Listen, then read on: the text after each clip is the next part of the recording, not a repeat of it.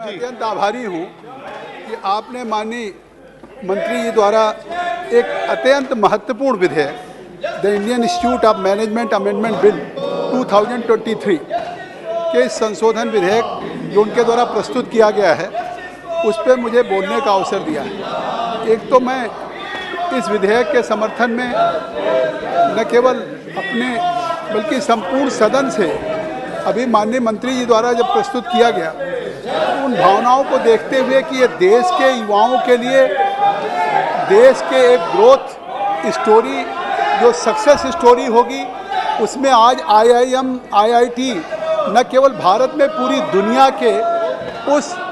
Economic growth में एक महत्वपूर्ण भूमिका निभा रहे हैं। माननीय मंत्री जी ने 2023 के संशोधन के संबंध में विचार रखा। मैं तो उनको धन्यवाद दूंगा कि जब इसी सदन में 2017 का संशोधन विधेयक लेकर के आए थे उस समय 2017 में पहली बार इन इंडियन इंस्टीट्यूट ऑफ मैनेजमेंट्स को नेशनल इम्पोर्टेंस का दर्जा दिया गया और उस नेशनल इम्पोर्टेंस का दर्जा देने के बाद कम से कम इंडियन इंस्टीट्यूट ऑफ मैनेजमेंट जो कम से कम मैनेजमेंट में पोस्ट ग्रेजुएट की पढ़ाई करते थे तब तक वो केवल डिप्लोमा देते थे। पहली बार हमारी सरकार में इस IIM को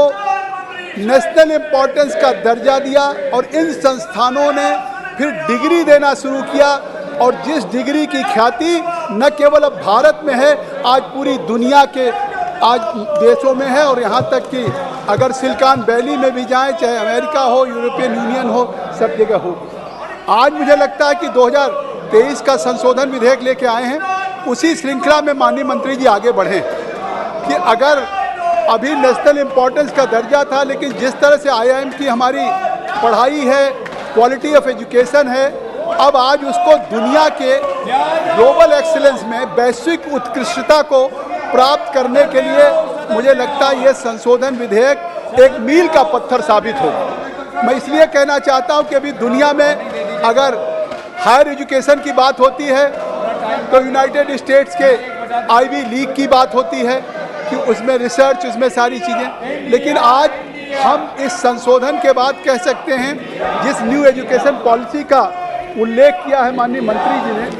कि आज हमारी न्यू एजुकेशन पॉलिसी के पिलर्स क्या हैं। हमारी न्यू एजुकेशन पॉलिसी के जो पिलर्स हैं एक तो इन्हांसमेंट ऑफ कैपेसिटी, आज कितनी महत्वपूर्ण बातें हैं। अगर ये देश के युवाओं की चिंता कर रहे हैं तो देश की युवाओं के एक्सीलेंस को, देश की युवाओं की प्रतिभा को, देश की युवाओं की कुशाग्रता को या उनकी कैपेसिटी बिल्डिंग हम कैसे इन्हांस कर सकते हैं तो इस इन्हांसमेंट ऑफ कैपेसिटी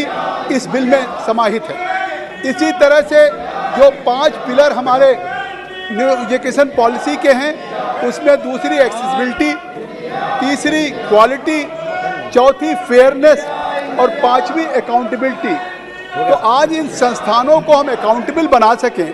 क्योंकि ये संस्थान को 3 साल में रिपोर्ट देनी होती थी, एक बेंगलोर को छोड़ करके किसी ने रिपोर्ट नहीं दिया। तो आज इस पूरे में एक रूपता आ जाए, यूनिफॉर्मिटी आ जाए, इसके लिए हम ये संशोधन लेके आए हैं। महामहिम राष्ट्रपति को जैसे सेंट्रल यूनिवर्सिटीज़ में विजिटर्स नियुक्त करते डिजिग्नेट होते हैं ऐसे ये विजिटर्स होंगे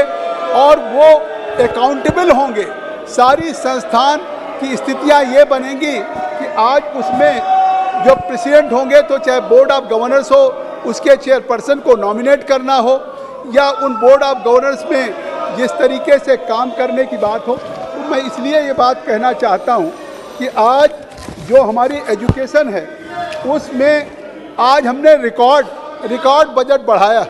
हायर एजुकेशन में 1,12,000 करोड़ जो आज तक कभी हमारे हायर एजुकेशन का इतना बड़ा बजट नहीं था। तो मुझे लगता है कि इस बजट से जहां नेशनल इम्पोर्टेंस के अभी तक 75 संस्थान थे, श्री लबू श्री कृष्ण जी संस्थान हो गए।